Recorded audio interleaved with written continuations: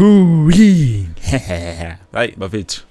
Well, this is the end of the game, and yeah, we've seen Kaizer Chiefs have lost through the penalty shootout. Now, I know, guys, I know someone will be attacking me to a no QP in, but we have to be honest. Yes, I know we did not lift the cup.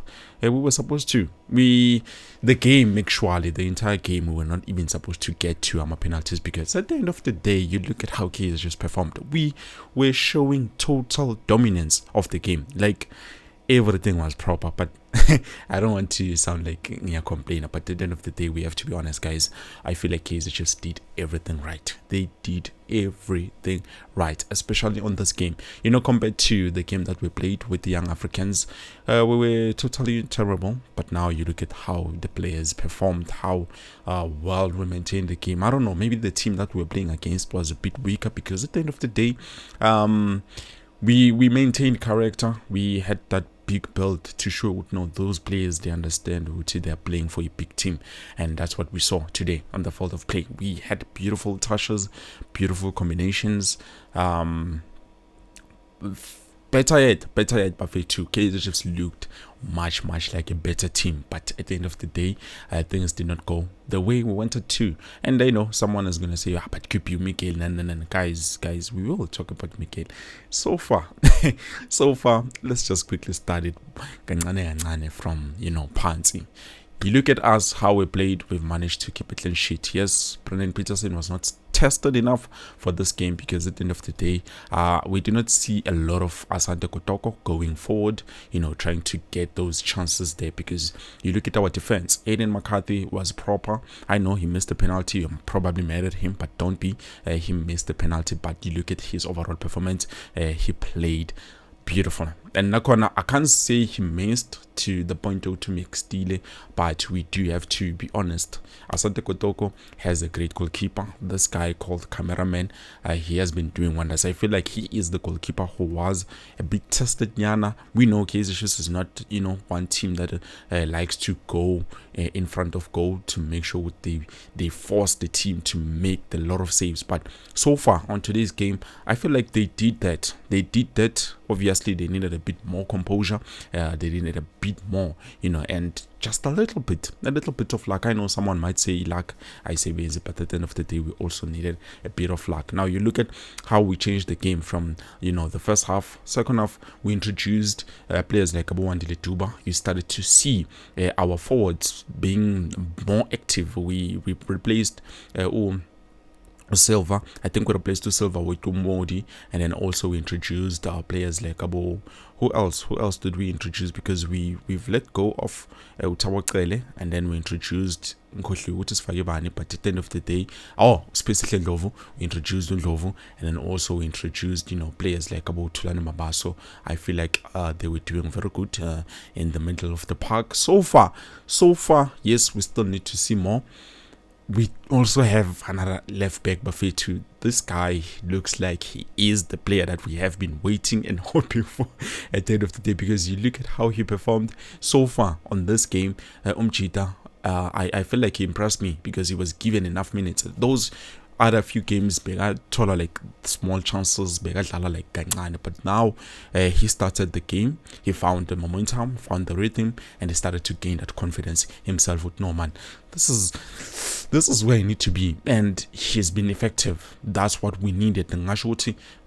That's the kind of player that we needed. Yes, defensively he might be lacking a little bit, because at the end of the day, I do feel like he's not that 100% defensively, but offensively he's good, and he does try to find a good balance in terms of how he plays. Ndlovu, guys, I'm not going to speak much about Ndlovu. For me today, I feel like I did good because it was his first debut. I feel like Abachitawe, a lot of them did good because of the first debut. But as time goes on, that's where we want to see what is going to happen. But another thing, those chances we are getting and we are not burying. Okay, the mistake of Inaso Mikel, that mistake of missing a penalty as a captain, I feel like that penalty should have not been given to him. At the end of the day, we have to remember, Inaso Miguel has just been promoted, has just been given the armband, and all the responsibilities, the shoulders and everything, now it comes to him. It was from Yusuf Mat, now Seisugile Yusuf Mat, it has been brought to him, because at the end of the day, we have to remember, Fetu, as much as we say no, if it was given to me, I would do better, until you get there and then you start to see, okay, no, it's not what I thought. So that is something that I feel like, in terms of Miguel, he could have done better, but I feel like the pressure is something, because now Segatugi I am the one who's leading the team, and this thing was not the first time. He did it in preseason, and then I thought, okay, definitely is going to rectify that mistake. But here at home, I did not expect him to take that penalty. I was like, okay, maybe the penalty will be taken by someone else. I understand he's very good when it comes to penalties, and also Kaizer just needs to still fix their problem of aerial wise.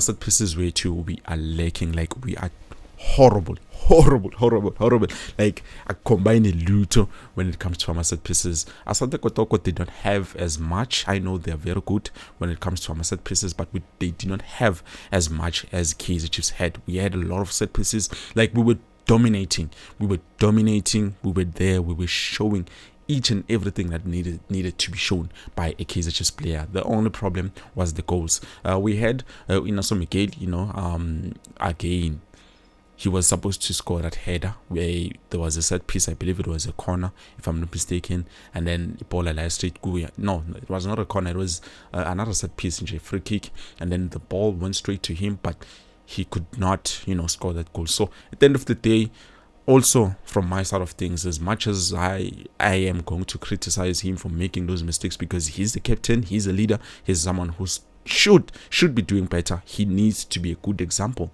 to the players and their young ones. But at the end of the day, I understand the responsibility is a huge one and everything. Maybe with time uzobuyela as taller, but other than that, I feel like there's no other player who can be given the armband and perform as much as Miguel has performed. But anyways, moving on Buffet too. What else do we need to talk about? So far no. Wandile Duba Buffet is a great center forward. Take nothing away from that. I even feel like, okay, maybe just maybe we can sign Zakele Pasa, because having two of those Wandile Dubas can be something interesting, something enticing, because at the end of the day, he's not just there as a headless chicken. We are born to Japan. The problem that I had today, especially on the first half, is the attacking midfield. Now, Nkosimpile Ngcobo was nowhere to be seen. Yes, there were glimpses to show to corner, but he was nowhere to be seen for me on this game, and that is the sort of consistency that has been killing the club, for the past, I don't know, few years, few something. So that is something that is still there, and I wish that can be something that can be rectified, because at the end of the day, starting the season, we can't be playing like this. We need to make sure that we get chances, we bury them. The recovery rate was very good. Maybe the team that we played against, Jobangshilo, at the beginning of the video, maybe they were not that completely dominant, or they were not that good in terms of making sure we was punished when we made mistakes. But at the end of the day, we made mistakes, but we were good to recover.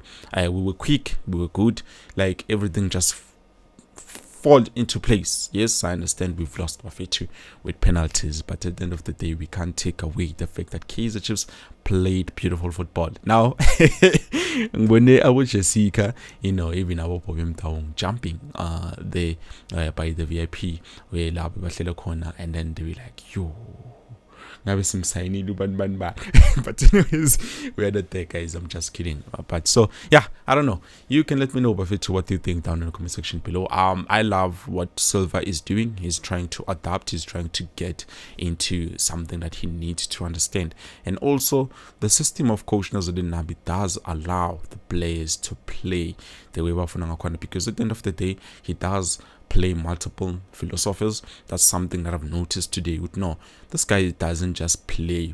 He also tries to make sure the players themselves understand ukuthi bona babo bani badlala kanjani and gives them that's something that they need in order to make sure they succeed. But other than that, Bafethu, I feel like Kaizer Chiefs is very close. This game, if it was Betway Premiership, we could have at least collected 1 point, but yeah, we did not get anything. So far, I just wish Bafethu we can rectify in the Yama goals, because that's the most thing that is making us lack. If we can fix Lapa Pambili, so far I think we are getting there. Like, we are very, very close. It's just those minor teensy little things that we need to rectify. But anyways, you can put what you think down in the comment section below. I believe this is it. I'm not gonna say much, but to kumbule ekosi alpelo moya. Peace.